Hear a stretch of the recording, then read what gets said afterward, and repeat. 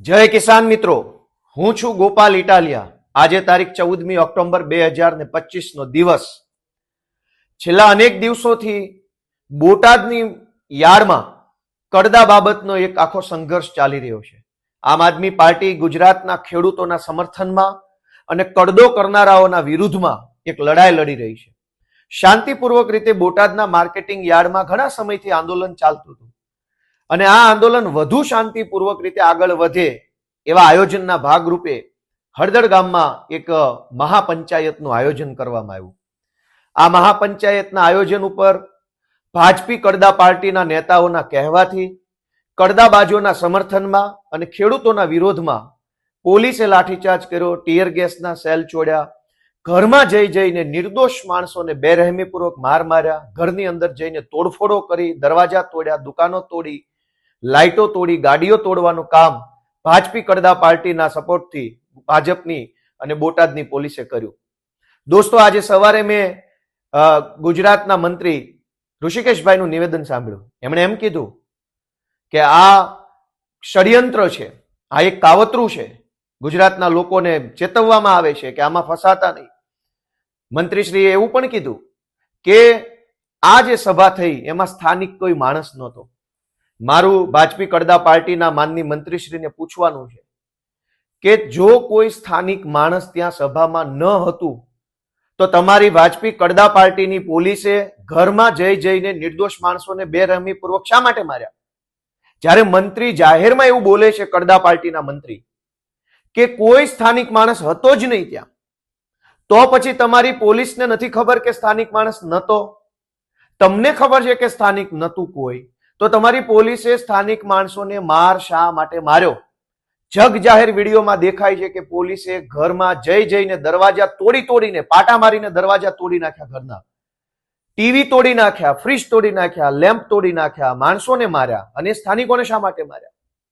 હકીકત તો એ છે કે ગુજરાતમાં ભાજપના મંત્રી હોય કે ભાજપના ધારાસભ્યો હોય, પટાવાળાથી વધુ કોઈની હેસિયત નથી.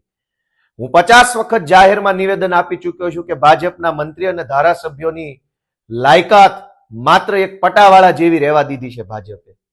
અને હું જયારે આ વાત કહું છું કે પટાવાળાઓ છે, ત્યારે ભાજપને બહુ વહમું લાગે છે, આકરું લાગે છે. પણ આજે કડદાબાજોના સપોર્ટમાં, કડદો કરનારાઓના સપોર્ટમાં, ખેડૂતોને લૂંટનારાઓના સપોર્ટમાં આખી ભાજપી કડદા પાર્ટી ઉતરી આવી છે.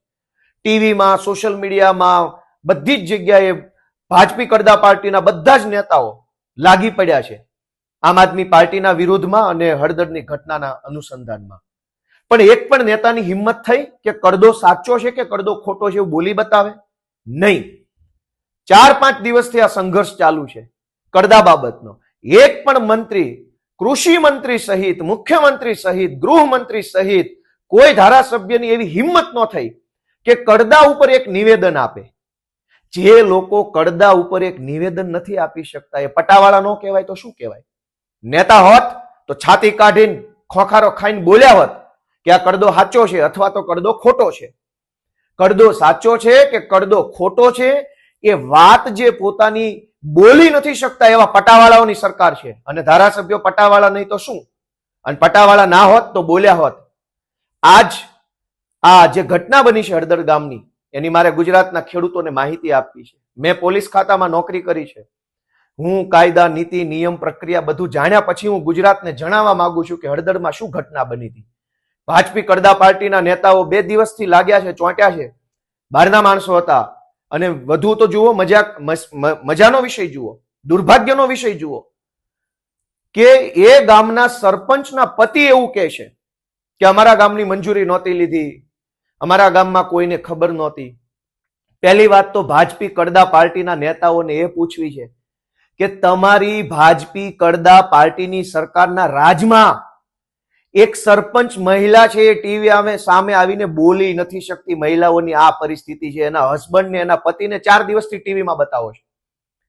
તો પણ કડદા પાર્ટીના મંત્રીની એટલી હેસિયત નથી, કેમ કે પટાવાળા છે બધા. ધારાસભ્ય, મંત્રી પટાવાળા જેવા છે. એની ઓકાત નથી કે એવું બોલે કે ભાઈ બેનને ટીવી પર લાવો ને બેન પાસે નિવેદન અપાવો. આટલું તો તમારી રાજમાં મહિલાઓનું સન્માન છે, આટલી તો મહિલાઓની ઇજ્જત તમે કરો છો. અને તમે એક મહિલાને હાથો બનાવી એના પુરુષ પાસે નિવેદનો અપાવડાવો છો કે ગામની મંજૂરી નહોતી. કયા કાયદામાં, કયા શાસ્ત્રમાં, કયા વેદો પુરાણોમાં લખ્યું છે ભાઈ કે ગામના સરપંચની મંજૂરી લેવી? અને સરપંચ કોણ છે એ તો પેલા ગામને ખબર, સરપંચના પતિ આવીને બોલે છે. દોસ્તો, જે ગામમાં આ સભા થઈ, આ સભામાં ધારો કે આ સભા મંજૂરી વગરની હતી, દાખલા તરીકે પોલીસમાં અમે નોકરી કરી છે, અમને ખબર છે કે મંજૂરી વગરની સભા હોય તો સામાન્ય રીતે પોલીસે એવું કરવાનું હોય કે સભામાં જો ખૂબ વધુ માણસો આવી ચૂક્યા હોય, હાજર થઈ ચૂક્યા હોય, 5-10 હજાર લોકો ભેગા થઈ ગયા હોય, તો પછી સભા થઈ જવા દેવી પડે. સભામાં ભાષણ હોય, માન સન્માન જે કાંઈ હોય એ થઈ જવા દેવું પડે. સભા પૂરી થઈ જાય, આપમેળે લોકો ઘરે જતા રહે, બધો માહોલ વિખાઈ જાય, ત્યાર પછી પોલીસે જે લોકો મંજૂરી વગરની સભા કરવા માટે જવાબદાર હોય એમના ઉપર પાછળથી એફઆઈઆર કરી શકે છે પોલીસ. પણ હળદરમાં પોલીસે શું કર્યું? માણસો આવી ગયા હતા, એ માણસો ઉપર લાઠીચાર્જ કરવાની, ખેડૂતોને માર મારવાની અને ભાજપી કડદા પાર્ટીના કડદાઓને બચાવવા માટેની પૂરી તૈયારીના ભાગરૂપે પોલીસ વાળા ત્યાં આવ્યા હતા. મંજૂરી વગરની અનેક સભાઓ મેં પાટીદાર આંદોલન દરમિયાન જોઈ છે, આમ આદમી પાર્ટી દરમિયાન જોઈ છે. એ સિવાય પણ સામાન્ય સંજોગોમાં ઘણું બધું થતું હોય છે મંજૂરી વગર. મંજૂરી વગર થતું હોય તો સામાન્ય રીતે પોલીસ ત્યાં આવે, સાવચેતીના ભાગરૂપે ધ્યાન રાખે અને સારી રીતે બધું પૂરું થાય એના ઉપર ફોકસ કરે. પણ હળદર ગામમાં પોલીસ વાળા જે આવ્યા હતા એની માથે બધા ઉપર હેલ્મેટ હતા. એનો અર્થ એ કે તૈયારીમાં આવ્યા હતા. દરેકના હાથમાં સ્મોક ગન હતી, પેલું ટીયર ગેસ છોડવા માટેની. એનો અર્થ એ કે તૈયારીમાં આવ્યા હતા. એમની પાસે સ્મોકના સેલ હતા, એમની પાસે પ્રિઝન વાન હતી, એમની પાસે બધું જ હતું. એનો અર્થ એમ કે ભાજપી કડદા પાર્ટીના નેતાઓના કહેવાથી કડદાબાજોને બચાવવા માટે, ચોર લૂંટારા લફંગાઓને બચાવવા માટે પોલીસ માર મારવાની તૈયારી સાથે, ખેડૂતોને ડરાવવાની તૈયારી સાથે ત્યાં હાજર રહ્યા હતા. નહીતર તો પોલીસ ભલે આવે હળદરમાં, પણ આવી અને સભા પૂરી થાય ત્યાં સુધી શાંતિપૂર્વક રીતે ઉભા રહી શકતા હતા. પરંતુ પોલીસે શું કર્યું? શાંતિપૂર્વક રીતે જે સભા ત્યાં ચાલુ હતી એ સભા ઉપર પોલીસે પેલા પથરા ફેંક્યા. પોલીસની સાથે આવેલા બુટલેગરોએ ત્યાં માથાકૂટો ચાલુ કરી અને પછી પોલીસ તો પોતાના તૈયારીમાં જ હતા. ટીયર ગેસની તૈયારીમાં હતા, હેલ્મેટની તૈયારીમાં હતા, લાઠીની તૈયારી, બધી ફૂલ તૈયારી હતી. શું કામ? કે ખેડૂતોને માર મારીને કડદાબાજોને બચાવવાના હતા. અને આ કડદાબાજોને બચાવવા માટે થઈ ખેડૂતોને બેરહેમીપૂર્વક માર મારવામાં આવ્યો છે. દોસ્તો, ભાજપના નેતાઓને જ્યારે સાચું કહીએ છીએ ત્યારે એમને કડવું લાગે છે, ત્યારે એમને બહુ તકલીફ થાય છે. પણ સત્ય તો સત્ય છે. આજ સવારથી અને આમ તો ગઈકાલ રાતથી તમામ પ્રકારના મંત્રી, સંત્રી, ધારાસભ્ય, બારાસભ્ય બધા જેમ ફાવે એમ બોલે છે કે ગુજરાતમાં આમ આદમી પાર્ટી અરાજકતા ફેલાવે છે, આમ કરે છે, તેમ કરે છે, ગુજરાતની જનતાને ફસાવે છે, ફલાણું. પણ એકેય મંત્રીની કે એકેય ધારાસભ્યની એવી હેસિયત છે કે માર્કેટિંગ યાર્ડમાં ચાલતા કડદા ઉપર એક શબ્દ બોલે? જેની કડદા ઉપર 3 લીટી બોલવાની હેસિયત નથી અને પટાવાળા કહેવાય કે ધારાસભ્ય કહેવાય? આ અમે બોલીએ છીએ. શું કામ? અમે અમારા ખેડૂતોના સ્વાભિમાન માટે બોલીએ છીએ. અમે ખેડૂતોના મતથી જીત્યા છીએ, ભાજપના એહસાનથી નહીં. દોસ્તો, જે હળદરની, બોટાદની ઘટના બની છે એ ગુજરાતભરની જનતાએ આંખ ઉઘાડવા જેવી ઘટના છે કે જો તમે સરકાર સામે કઈ માંગણી મૂકશો, અવાજ ઉઠાવશો તો સરકાર અને સરકારની પોલીસ બંને ભેગા મળી અને તમને મારશે, અધિકાર નહીં આપે. ભૂતકાળમાં જ્યારે શાળાના ફી વધારાના આંદોલન થયા, ફી વધારાના વિરોધમાં વાલીઓના, ત્યારે પણ પોલીસ આવી જાય છે શાળાને બચાવવા માટે. બુટલેગરો વિરુદ્ધ જનતા રોડ ઉપર આવે તો પોલીસ આવી જાય છે બુટલેગરોને બચાવવા માટે. એક્સિડન્ટ કરે કોઈ દારૂ પીને, ડ્રગ્સ પીને, અને એ એક્સિડન્ટ કરનારને સજા થાય એવી માંગણી સાથે જનતા રોડ ઉપર આવે તો તરત પોલીસ એ બુટલેગરોને અને એ નબીરાઓને બચાવવા માટે આવી જાય છે. કોઈ જગ્યાએ રોડ ખરાબ હોય, રસ્તા ખરાબ હોય, સુવિધા ખરાબ હોય, જનતા આંદોલન કરે તો તરત પોલીસ આવી જાય છે કડદાબાજોને બચાવવા માટે. ગુજરાતમાં તમે જુઓ તો 12 માસ પોલીસનું કામ ભાજપના કડદાબાજો, ચોરો, ભાજપના લફંગાઓ, ભાજપના ભ્રષ્ટાચારીઓ, ભાજપના ગુંડાઓને બચાવવા માટેની પોલીસ રાખી છે. જનતા માટે કોઈ પોલીસ નથી ગુજરાતમાં. જનતાને તો દબાવે, જનતાને માર મારે, જનતાને જેલમાં પૂરે, ખોટા કેસ કરે. અને મંત્રી ઋષિકેશભાઈ તો એવું કહે છે કે ગામનું કોઈ હતું નહીં. ગામનું કોઈ હતું નહીં ગામમાં. અને ધારો કે બધા બાર ગામથી આવ્યા હતા, તો ગામના લોકોને તમારી પોલીસે શું કામ માર માર્યો? ઘરમાં ઘૂસી ઘૂસીને તોડફોડ શું કામ કરી? દોસ્તો, ભાજપની સરકાર કડદાબાજોના સમર્થનમાં છે, ભાજપના મંત્રી કડદો કરનારાઓના સમર્થનમાં છે, અને આમ આદમી પાર્ટી ખેડૂતોના સમર્થનમાં છે. નિર્ણય તમારે લેવાનો છે કે તમે કોના સમર્થનમાં છો, કડદાબાજોના કે ખેડૂતોના. દોસ્તો, આમ આદમી પાર્ટી ગમે તેવી મજબૂતમાં મજબૂત લડાઈ લડવા માટે તૈયાર છે અને સક્ષમ છે. અને હું છેલ્લે બધાને એક વિનંતી કરવા માંગુ છું કે ક્યાં સુધી આપણે સહન કરશું, કેટલું સહન કરીશું? દરેક વ્યક્તિ ઉપર અત્યાચાર, અન્યાય થઈ રહ્યો છે. કેટલીક જગ્યાએ ગુંડાઓ અન્યાય કરે છે, ગુંડા સામે ફરિયાદ કરવા જાવ તો પોલીસ અન્યાય કરે છે, પોલીસ વિરુદ્ધ ફરિયાદ કરવા જાવ તો નેતા હેરાન કરે છે, નેતા તકલીફ આપે છે. જનતા ક્યાં સુધી આ સહન કરશે? કેટલું સહન કરવામાં આવશે? જે ઘટના બોટાદમાં બની છે એ ઘટના નિવારી શકાય હોત.